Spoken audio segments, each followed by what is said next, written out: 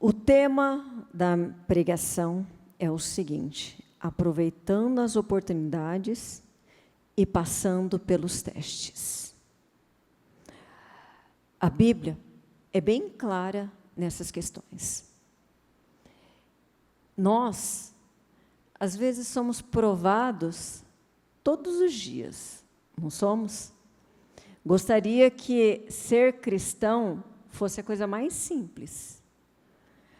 No entanto, nós não podemos esquecer que Deus fala que Ele não dá tentação alguma além do que a gente pode suportar. Esse versículo deve fazer parte da nossa vida diária. Porque a primeira situação, primeira saia justa, a primeira situação que vai requerer algo de você, não, opa, eu posso dar isso. Mas eu quero fazer uma reflexão hoje, não quero ser extensa, mas gostaria até de ter um tempo muito maior, porque eu gostaria de falar bastante hoje, né? Tirar um pouco do meu culto. Podia ser assim, né? A gente tem mais ou menos 1h30 para pregar. Eu preguei 1 hora, podia ter 2 hoje, né? Mas não vou fazer isso com vocês, tá? Mas o Espírito Santo vai dar sabedoria para que eu possa transferir a palavra a qual cada um de nós precisamos ouvir. Mas olha o que fala em Efésios. Portanto, sejam cuidadosos em seu modo de vida.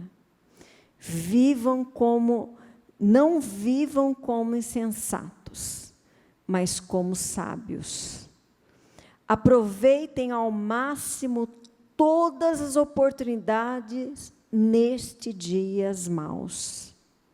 Não hajam de forma impensada, mas procurem entender a vontade de Deus. Esse versículo é bem autoexplicativo. Primeiro, a gente vive um dia de cada vez. E nós temos que olhar que cada dia é uma oportunidade. E será que nós estamos aproveitando todas as oportunidades que vêm até nós? E eu não falo, porque quando fala muito de aproveitar a oportunidade, vem aquela questão, oportunidade de emprego, oportunidade de negócio. Várias oportunidades, né? Mas vem mais ou menos nesse raciocínio. E a gente tem que ter uma visão mais ampla. Nós temos que ampliar esse pensamento. Porque aproveitar as oportunidades não é só isso. Por exemplo, você cuidar bem da sua família.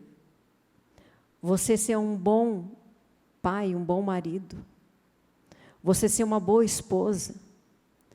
Sabe como que, biblicamente, isso é possível? Como que seria o mundo perfeito? Seria fácil ajustar. Nós somos como engrenagens.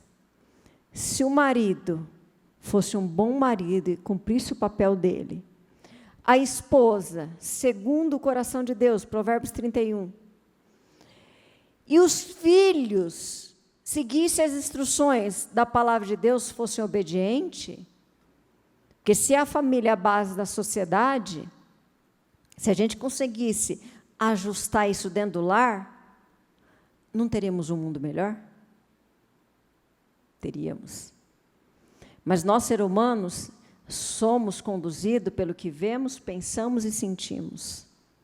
É aí que entram as instruções da Bíblia, que eu vou falar superficialmente hoje, para nós termos uma vida melhor em Deus. Então, as oportunidades da vida, elas estão aí todos os dias. Às vezes você passa no semáforo ou passa na rua e alguém te pede uma ajuda e você ignora. E você deixou passar a oportunidade de transbordar. Às vezes passa alguém no teu comércio, no teu trabalho. Inclusive o meu genro, né, até me orgulhei hoje, ele aproveitou uma oportunidade numa pessoa. Ele evangelizou.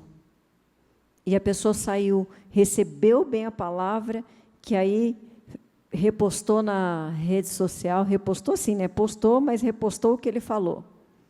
Nós temos que aproveitar as oportunidades da vida. E, nesses dias maus, eu não sou muito nova, mas também não sou muito velha, mas a gente pode caracterizar que 2020 foi um dia propício para o mal. Mas qual foi? A gente escutou no decorrer desse ano as oportunidades que nós tivemos de chegar mais a Deus. Tivemos mais tempo entre família. Tivemos mais tempo para cuidar da família. Por isso que muitos de nós engordamos um pouquinho, porque cozinhamos um pouco mais para a família. É uma oportunidade. Tivemos mais tempo para meditar na palavra. Tivemos mais oportunidades para ouvir mais palavras, para estar ligada a Ele. Mas será que agimos como sensato ou como insensatos? O que precisa?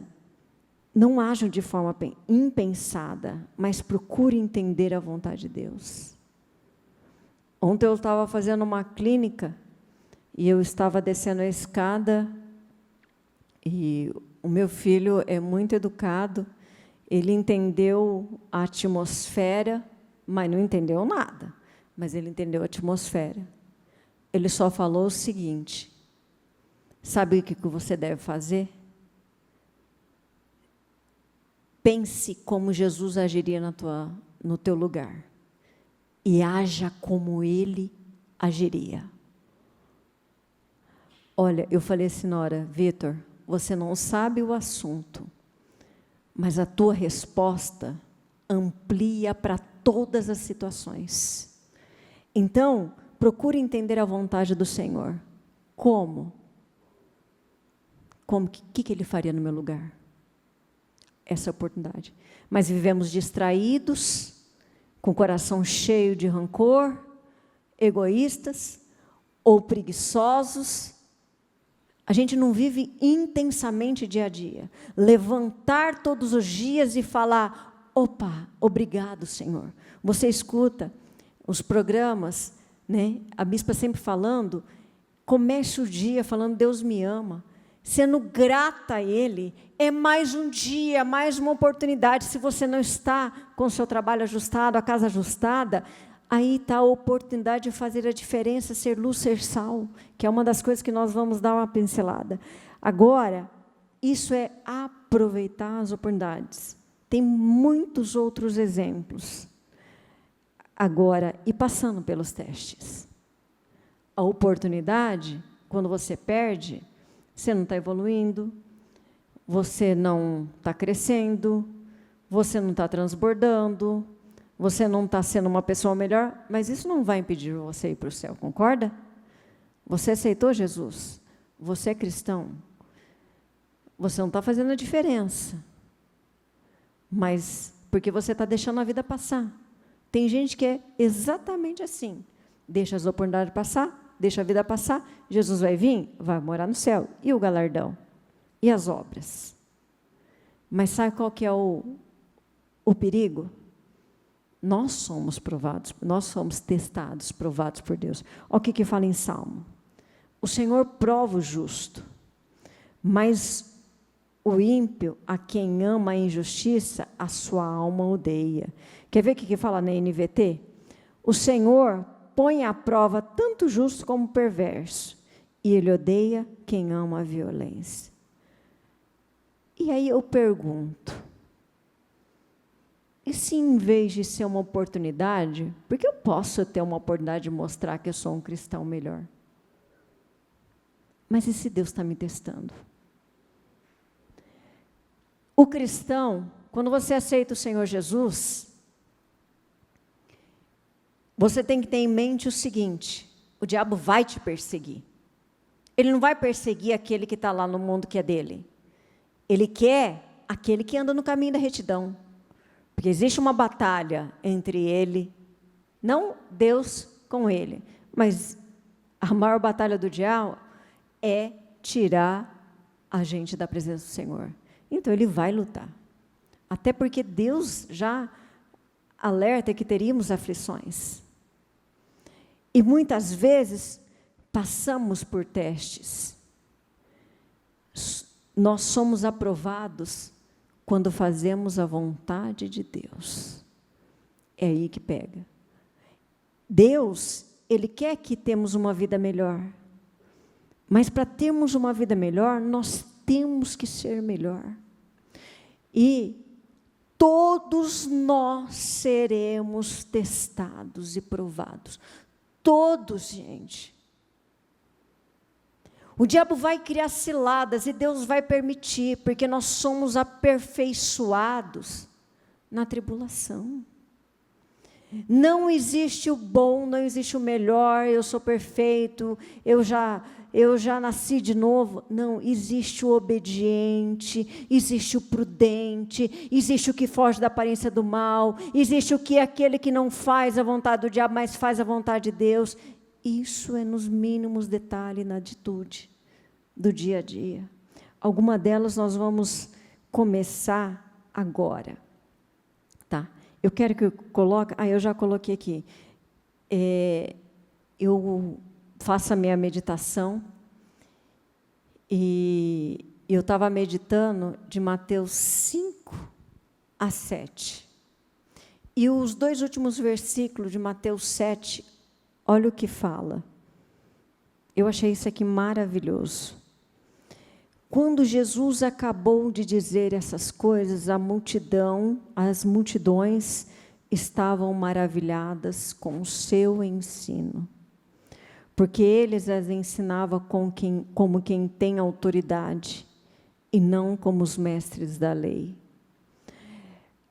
Se a gente for parar por detalhe para falar, sabe qual é a diferença dos mestres da lei do Senhor Jesus? Claro que tem bastante coisa aqui.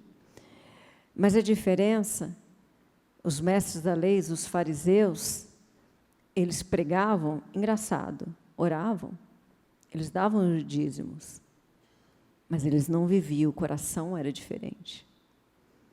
E Jesus falava daquilo que ele vivia. E a gente já tem escutado a pregação, que não basta eu falar que sei e não praticar. Se eu falar que sei e não pratico, eu não sei nada. E eu quero completar com uma coisa. Você saber da palavra de Deus e praticar, aí está o grande poder. Não basta eu ter conhecimento, eu tenho que praticar. O cristão que vive à luz da palavra de Deus, o que é viver à luz da palavra de Deus? A palavra de Deus é lâmpada para os meus pés. Ela vai te conduzindo. Ela fala assim, age assim, aconteceu isso, agora faz isso. Aconteceu aquilo, faz aquilo. Então, ele vai te guiando. Ele vai te mostrando. Não, agora você vai calar. Não, agora você vai fazer desse jeito. Quem age tem o poder de Deus. Quem age segundo a palavra de Deus, manifesta o poder de Deus. Essa está a verdadeira força do cristão. Ele sabe o que tem que fazer. Se ele faz, ele libera um grande poder e unção na vida dele. E eu sei que Deus está falando aqui, nessa noite, com pessoas que sabem o que tem que fazer e não está fazendo. O próprio Paulo fala em Atos, sei o que devo fazer, mas não faço. E aquilo que eu sei que não devo fazer, eu faço. Aqui todo mundo tem consciência. Ninguém tem Alzheimer, ninguém tem, desculpa, tá? Não é discriminação, eu estou falando que todo mundo aqui tem raciocínio. E vou pegar mais um exemplo do meu filho, que a gente estava meditando hoje cedo, ele falou, mãe, é simples. Dá uma folha para cada um, pede para ele escrever qual é a atitude de um verdadeiro cristão. É até um exercício isso. Faça isso. Um verdadeiro cristão. E faça depois, o que uma esposa deve fazer? Faça depois, eu, por exemplo, eu devo fazer isso também. Serve para mim. O que uma filha tem que fazer? O que um cristão? O que uma esposa? Você tem a lista? Agora você pega e olha, eu faço isso, não faço isso, eu faço isso ou não faço isso. Simples. E aquilo que eu não estiver fazendo, eu devo ajustar a minha vida segundo a palavra de Deus. Porque vamos dar uma pincelada rápida, tá? Eu não dei para vocês, menina do estúdio, desde o capítulo 5, mas eu não vou ler, eu só vou falar aqui pincelando. Em Mateus 5, porque nessa meditação que eu fiz hoje, é o sermão da montanha. Jesus vai para o monte com os discípulos. Olha que gostoso. Eu já fico me visualizando lá e bebendo da palavra de Jesus. Faz mais de 2000 anos, mas o Espírito está vivo ainda. E ele fala dos bem-aventurados. Aqui, ele fala, felizes os que choram, porque serão consolados. Felizes os humildes, pois eles herdarão a terra. E assim vai até o 12. São felizes que praticam. Aqui ele está dando direção. Não sabe como agir? Medita. Eu estou sendo perseguido, por isso que eu sou revoltada, porque eu sou sincera, eu sou assim mesmo, porque eu vou defender aquilo que eu acredito. Espera lá, você acredita no quê? Você acredita que você está sendo perseguido? Então fica calado. Sabe por quê? As suas palavras não são suficientes para te justificar. Quem nos justifica é Deus. Aí, depois, indo por 13, fala sobre sal e luz. Você já conhece o que é ser sal e o que é ser luz. Aí, depois, fala sobre a ira. Nem vou falar, porque depois você vai... Essa é a tua lição de casa. Você vai ler Mateus 5, Mateus 6, Mateus 7. Tá? Mas eu vou ler um versículo que a minha filha falou, acho que foi na última pregação. Acho que você falou, você pode me corrigir, tá, filha? Porque a memória... Eu, porém, lhes digo que basta irar-se, eu estou lendo no 5:22, contra alguém para estar sujeito a julgamento.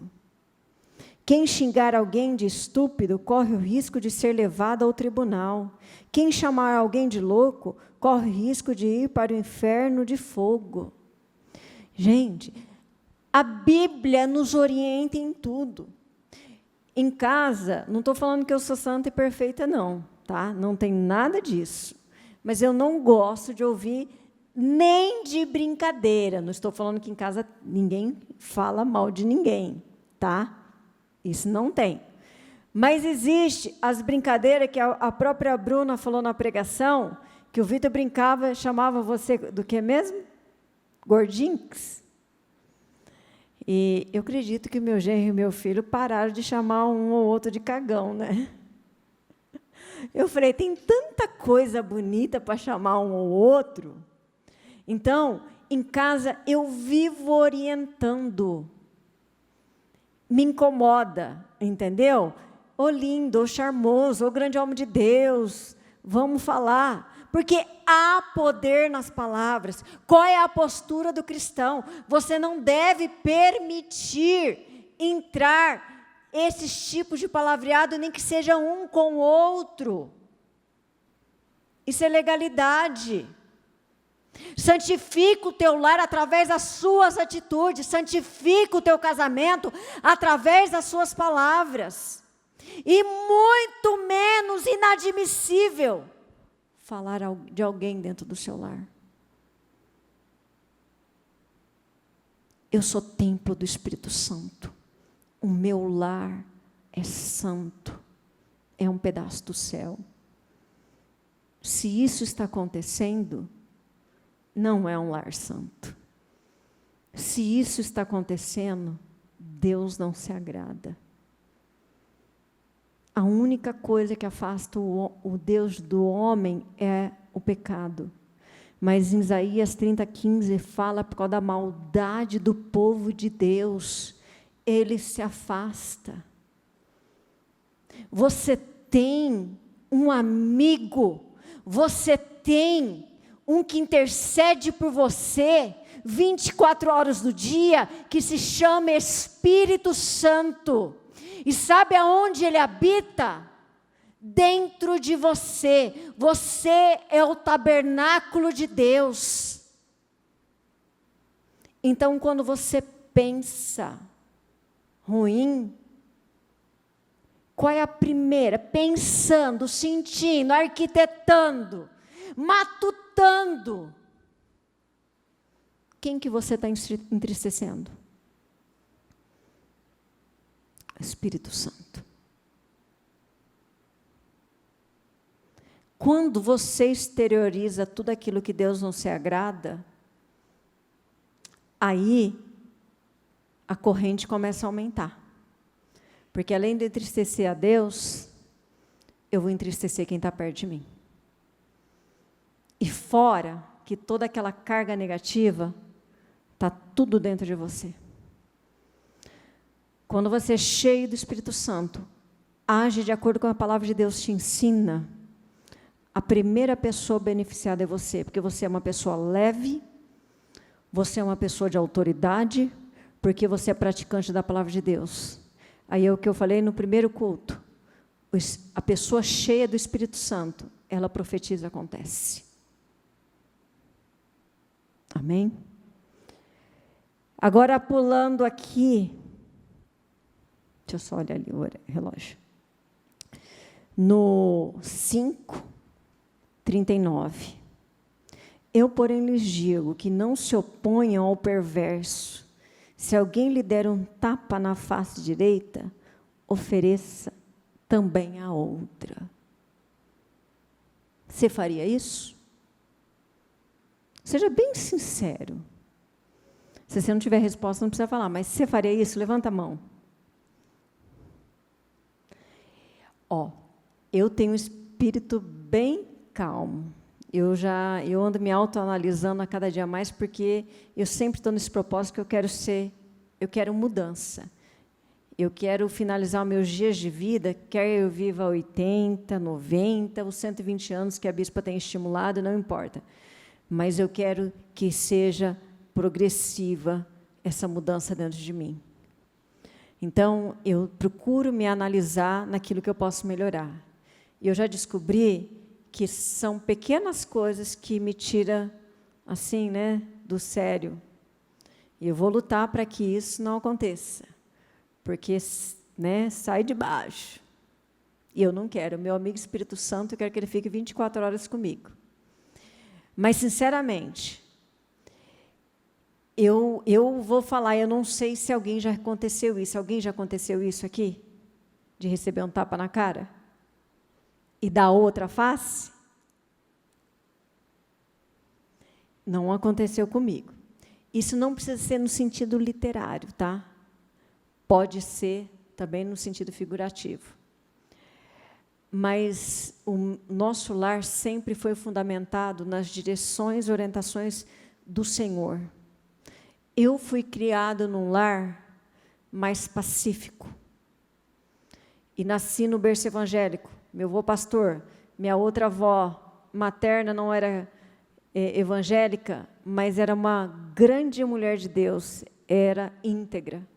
Ninguém falava mal de ninguém quando ela estava perto. Ela, pss, pss, sabe aquelas portuguesonas? Ela já, ninguém falava. Eu tenho um temperamento. Já o bispo foi criado num lar mais arrojado, mais ousado, mais... Então, mesmo assim, somos bem diferentes um do outro, a gente sempre não foi a minha verdade, nem o modo de vida, nem a verdade e o modo de vida do bispo. Sabe o que a gente ensinou aos nossos filhos? Palavra de Deus. E a gente lança a semente na vida de todos aqueles que estão perto de nós, marido, amigos, no trabalho, onde você passa, você está lançando semente, boa ou ruim. E a gente sempre lançou sementes boas no coração dos filhos, porque a vida não é fácil. Perseguições sempre, todos nós temos. Então, nós sempre preparamos a vida para os meus filhos. E se alguém lhe der um tapa na face direita, ofereça também a outra. E isso aconteceu com a minha filha no sentido literário. Ela era adolescente. E foi... Claro que cada um tem a sua história, cada um vai defender, mas uma atitude para chegar nesse ponto não justifica a agressão, a violência. E eu penso que o tapa na cara também é bem... Se receber no braço... não estou aqui querendo ensinar ninguém a educar filhos, mas eu, particularmente, tapa na cara, em filho não se deve. Agora, imagina de amigo para amigo. E quando aconteceu isso com ela, você engole assim, e você fala de acordo com a palavra, não de acordo com aquilo, né? Porque podem fazer tudo com você, menos com o seu filho. Mas eu me alegro no Senhor, glorifico o nome do Senhor. O Espírito Santo já fazia morada na vida dos meus filhos. Claro que eles tiveram os momentos deles depois, encontro deles com Deus, mas ela soube dar ao outro lado. Ela amava essa amiga, queria amizade, esperava isso em Deus. Havia momentos que, mesmo sendo rejeitada e acontecendo isso, e ela esperou. Claro que no momento oportuno certo, Deus restituiu, e hoje são excelentes amigas. Mas fiquem um exemplo. Eu sei que quem passou por isso não é fácil. Viver, ser um cristão no mundo de hoje é um desafio. Mas eu me orgulho, viu, Bruna? Eu sei que toda a honra, toda a glória é a Deus. E continue sempre assim.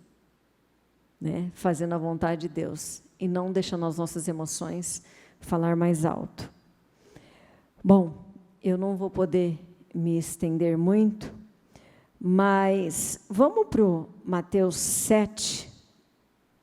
Tem bastante coisa aqui que eu poderia falar, mas eu não vou falar. Qual é outra coisa muito poderosa para falar? Não julguem para não serem julgados. Próximo. Pois vocês serão julgados pelo modo como julgam os outros. O padrão de medida que adotarem será usado para medi-los. Aí no 6. Não deem o que é santo aos cães, nem jogue pérolas aos porcos, pois os porcos pisotearão as pérolas, e os cães se voltarão contra vocês e os atacarão. Qual que é o segundo maior mandamento de Deus? É amar ao próximo como a ti mesmo. Será que esse amor é real? Não é ao próximo que está próximo, não é ao próximo aquele que dorme na cama com você, não é ao próximo aquele que tem o mesmo sangue. Quando fala ao próximo, todos. E vamos falar dessa forma, claro que o oposto de amor é odiar. Mas quem julga o próximo, está amando ele? Quem critica o próximo, está amando ele? Amar ao próximo é como pérolas. E quando nós estamos julgando, nós não estamos amando, e nós estamos jogando pérolas a porcos. Aquilo que Deus deu, o que eu falei no início do culto, Deus não dá nada além do que a gente pode suportar. Ele nos tem dado graça e favor para viver nesta vida. Nós somos, fala em Deuteronômio, que nós somos um povo escolhido, santo, para fazer a diferença entre os povos aqui na terra. E nós fazemos a diferença se você pegar Mateus 5, até o final, Mateus 7, você vai ver o que é fazer a diferença hoje. Não seguindo a lei de Moisés. Porque quando Jesus sentou naquele monte e falou, você fala, né, sentou ou de pé, ele deu direção como haveria de ser na nova aliança. É praticar todas essas coisas. Eu não amo, eu julgo. Eu tenho que tomar cuidado que quando eu estou julgando, aquilo vai voltar para mim. E vou pegar o que fala em Coríntios, olha, Paulo foi mais ousado. Paulo fala que ele não vai julgar nem a ele mesmo. Ele vai deixar para o dia do trono branco. Quer dizer, espera lá, deixa eu até tomar cuidado, porque tem gente que se condena porque fica julgando a si mesmo, mas de uma forma que fica oprimindo e sentindo injusto, que não vai receber as promessas de Deus, porque não é digno. Paulo foi além. Vou deixar para que Deus julgue na hora certa. Ele focava em só pregar o evangelho, em amar o próximo, pegar o evangelho, propagar. Ele podia estar preso, ele podia estar sendo julgado, ele podia estar passando fome, passando dificuldade, mas o foco dele o alvo dele era pregar o evangelho, amar o próximo. Ele mandava as cartas, admoestava a igreja, corrigia a igreja, mas ele tinha um foco. O foco dele era amor e pregar o evangelho. E qual é o seu aqui na terra? Você, filho, você se colocou na posição de filho, eu creio nisso. Mas não entregue a sua vida só nessa 1 a 2 horas que você fica na igreja, ou nos momentos que você faz jejum. Entrega 24 horas do seu dia ao Senhor. As suas ações louvam ao Senhor. As suas atitudes são testemunho para outras pessoas. Viva a palavra. Vamos ver aqui, até eu não vou fazer tudo. Vamos para o 7, versículo 7. Que esse não podia faltar. Peçam e receberão, procurem e encontrarão, batam e a porta lhes será aberta. Pois tudo que pedem, recebem, todos que procuram, encontram, e para todos que batem, a porta é aberta. Aqui é só para você ver que faz parte dos ensinamentos do Senhor Jesus. Eu escutei uma pessoa um dia falando assim, poxa, mas a Bíblia fala para não ficar em orações repetitivas. Eu não tenho que orar todo dia. Errado. A Bíblia fala para orar sem cessar. E além do mais, igreja, sabe o que a oração te leva? A vigilância. A oração te leva a vigiar. Quando você está em espírito de oração, a primeira coisinha ruim que acontece, que você está sendo colocado à prova, você não morde a isca. Orar não é só, Senhor, me abençoa, Senhor, faz isso. Não, orar é falar, Senhor, eu estou num propósito. Senhor, eu vou fazer isso. É reconhecer em Deus em todos os caminhos. E você está ali, às vezes, até louvando na mente, ou com a mente, na palavra, alguma coisa meditando, vem uma situação, você está em espírito de vigilância. O que é a oração? Que a oração, no capítulo 6, versículo 7, fala assim, ao orar, não repitam frases vazias sem parar, como fazem os gentios. Então, repetir frases são frases vazias. Sabe o que é a oração repetitiva?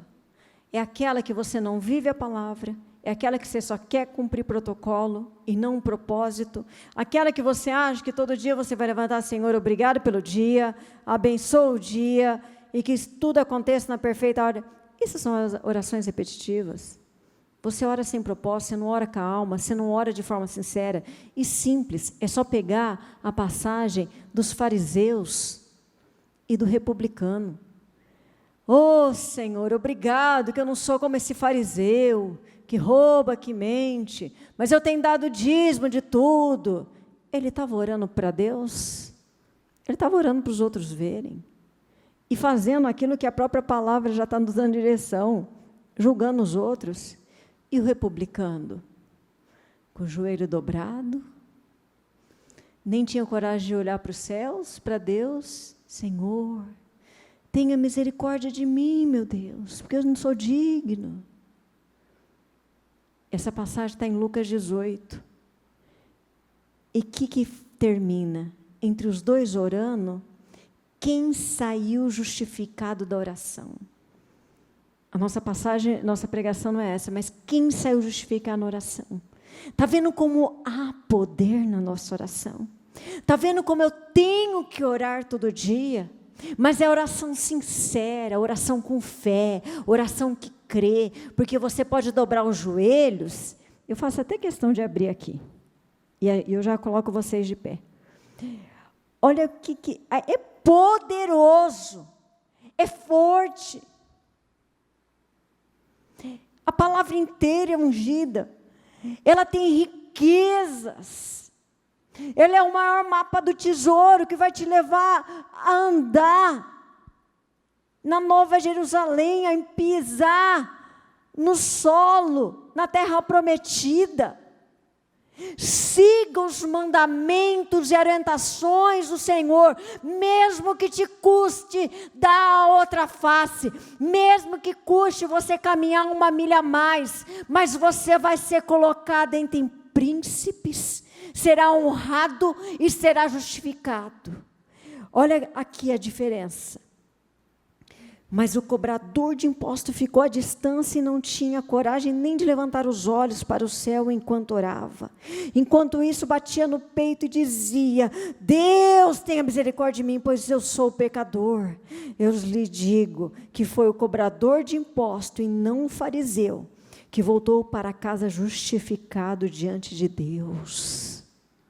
Justificado é ser justo diante de Deus. Ser justo é quando eu uso a minha fé como Abraão foi, porque ele foi justificado por Deus, ele foi tido como justiça de Deus, que provou que foi escolhido. O povo de Israel é a nação escolhida porque Deus escolheu Abraão. Não é que ele escolheu Israel, Deus escolheu Abraão. Israel saiu de Abraão e ele honrou a promessa. E você pode ser a promessa da sua família. Então eu quero até que você coloquem de pé. Você tem um tesouro nas mãos. Você tem a direção da vida aqui. O meu povo tem sido destruído porque tem faltado entendimento. Eu conheço muitas pessoas que leram a Bíblia inteira. E às vezes eu pergunto, mas você viu isso? Você entendeu isso? Não lembro. Não é simplesmente ler. É meditar. Falar com Deus. Revela a tua palavra. Espírito Santo, eu quero poder, eu quero unção, eu quero inspiração. A palavra me inspira a ser uma pessoa melhor. A palavra de Deus me enche de fé, de transbordar. E que você vai ter para você e para os que estão ao seu redor. É a boca de Deus te falando. Ele dá todas as direções. Busque a palavra, busque o Espírito Santo, busque agradar a Deus. Não faça a sua vontade, faça primeiro a dele, que ele vai fazer a sua vontade. Ele dá o fim que você espera, mas o começo e o meio é dele. Para cumprir a sua vontade, você primeiro tem que fazer a vontade dele. Não faça 90%, 99%, queira fazer 100%. Porque quando você estiver errando, eu erro, todo mundo erra, o bispo erra. Mas quando temos o foco em fazer a vontade de Deus, o cristão, quando ele cai, ele já cai de pé. Ele não fica prostrado. Ele não se entrega. Pega o seu propósito.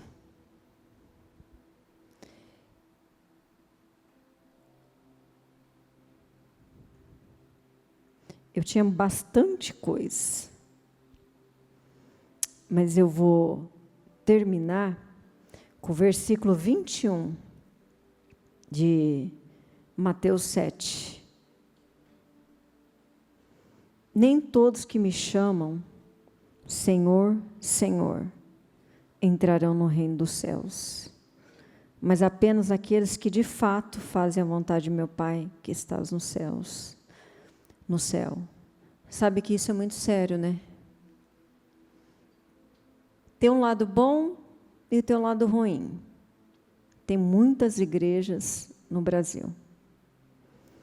E eu estava meditando, tanto no Velho Testamento como no Novo, sobre os falsos profetas, né? E, às vezes, há uma dúvida, né, na cabeça de muita gente. Mas aí o Espírito Santo trouxe à minha memória aquela passagem quando os discípulos falam que tinha um grupo pregando a palavra e eles vão falar, Senhor, mas eles não são seus discípulos. Está errado, né? E Jesus falou assim, não, eles pregam o evangelho. Se ele não é contra nós, é por nós, então deixe que pregue.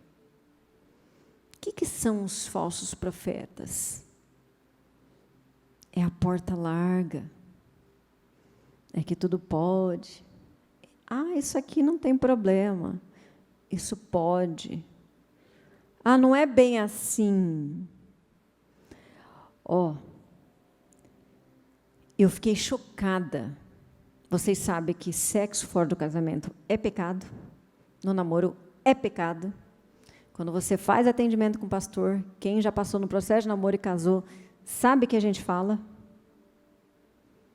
É pecado. Se tem alguém solteiro aqui, que eu sei que alguns eu sei que são, é pecado. E os casados, a Bíblia manda ser fiel um ao outro. Por que eu estou falando isso? Eu fiquei sabendo de uma mãe, dentro da igreja, falando para a filha, não, minha filha, você tem que fazer antes do casamento, você tem que saber como é.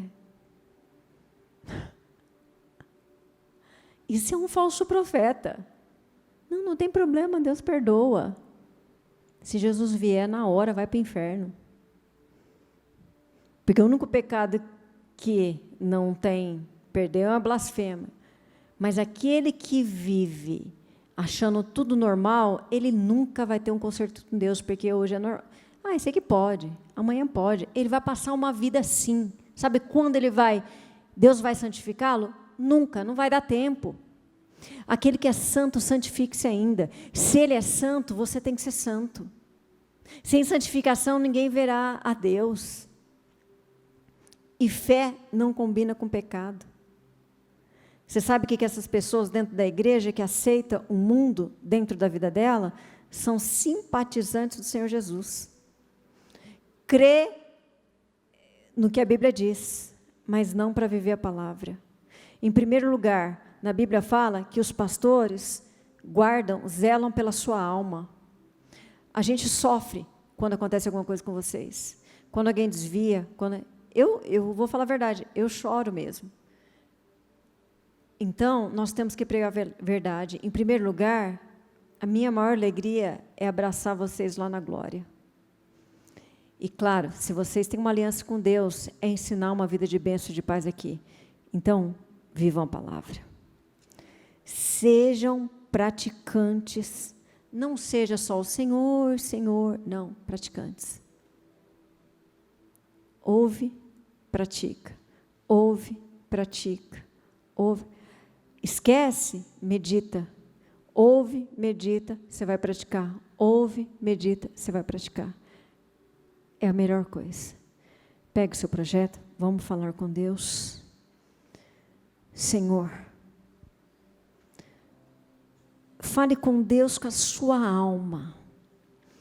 Faça que nem o cobrador de impostos, para que possa liberar um tremendo poder lá nos céus. Eu creio, Deus te deu uma medida de fé, você tem fé, e Ele te ama, e Ele te fala nessa noite, pede que eu te darei, bate, porque eu vou abrir a porta para você. Ele quer ouvir a sua oração, todos os dias. Se o juiz Enico julgou a causa da viúva, ele vai julgar a sua causa.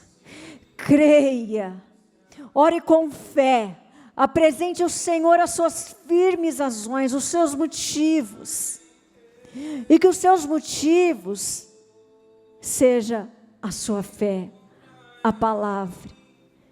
E você que tem que fazer um concerto com Deus, faça um concerto com Deus. Ele te ama, Ele não vai te desamparar, Ele vai mudar a sua vida. Você vai ter uma guinada da vida, você vai ver a sua vida mudando totalmente, de uma forma brusca, que você nem vai acreditar a maravilha que Ele vai fazer na sua vida. Ele fala nesta noite, creia, se coloque na posição, que eu farei mais do que você está pedindo ou pensando. Ele é o Deus de misericórdia, Ele é o Deus poderoso. Se Ele der uma ordem, tudo vai ter que obedecer a ordem que Ele vai dar em teu favor. Então clame a Deus com fé, porque nunca vai ser por merecimento, vai ser por fé. Ele é fiel para cumprir a cada palavra, a cada vírgula. Ele vai cumprir na nossa vida. Senhor, eu entro em oração, meu Deus, com cada um aqui neste lugar. O Senhor é o nosso Deus, o Senhor é o nosso Consolador. O Senhor enviou o seu Filho amado para morrer na cruz do Calvário, meu Pai, para que pudéssemos ter, meu Pai, a vida eterna. Através do sacrifício do Senhor Jesus, fomos reconciliados contigo, meu Deus. Senhor, e não foi em vão. Nós não vamos, meu Pai, fazer com que esses sacrifícios tenham sido em vão. Nós vamos fazer valer a pena. Nós vamos fazer a nossa parte aqui. Então, Senhor, que essa palavra, através do Teu Espírito Santo, penetre de forma poderosa, ousada. Uma palavra que transforma, que vivifica, que coloca de pé, que faz fluir a unção. Senhor, faça a Tua vontade nas nossas vidas. Senhor, eu apresento este projeto ao Senhor. Senhor, que este problema 1, problema 2, problema 3, não entre em 2021, não nos pertence enfermidade, não nos pertence separação, não nos pertence miséria, não nos pertence destruição. Por isso, Senhor, envia anjos, meu Pai, para trabalhar em favor daquele que te busca, que te clama, e é promessa, tudo que pedires na oração, crendo, recebereis.